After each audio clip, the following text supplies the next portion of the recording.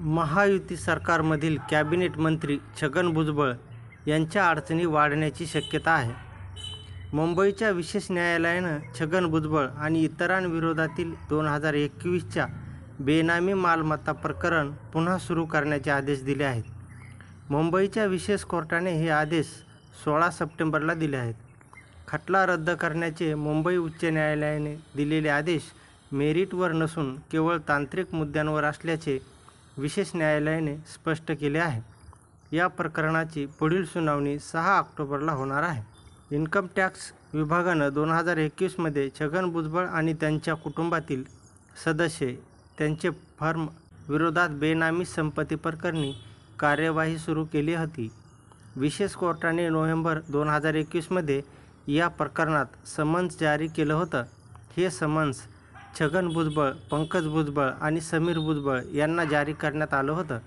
भुजबळ यांनी आयकर विभागाच्या कारवाईला मुंबई हायकोर्टात आव्हान दिलं होतं.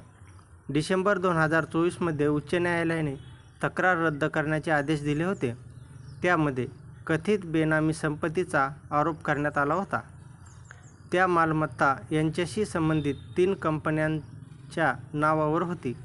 त्या मालमत्ता मुंबई, नाशिकची गिरणा शुगर मिलचा समावेश आहे.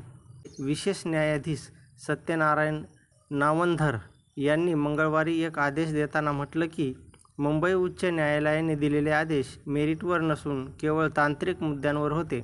दरम्यान या प्रकरणी छगन भुजबळ यांच्या बाजूनं प्रतिक्रिया समोर आलेली नाही. महाराष्ट्र सदन बांधकाम घोटाळ्याप्रकरणी महाराष्ट्र सदनाचे बांधकाम करणाऱ्या चिमणकर बंधू दोषमुक्त करण्यात आले आहे.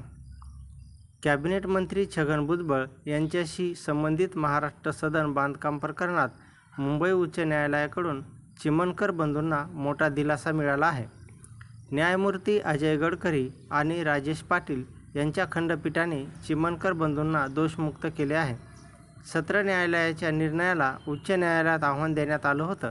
मात्र उच्च न्यायालयानं कृष्णा चिमणकर, प्रशांत चिमणकर, प्रसन्न चिमणकर यांना दिलासा दिला आहे.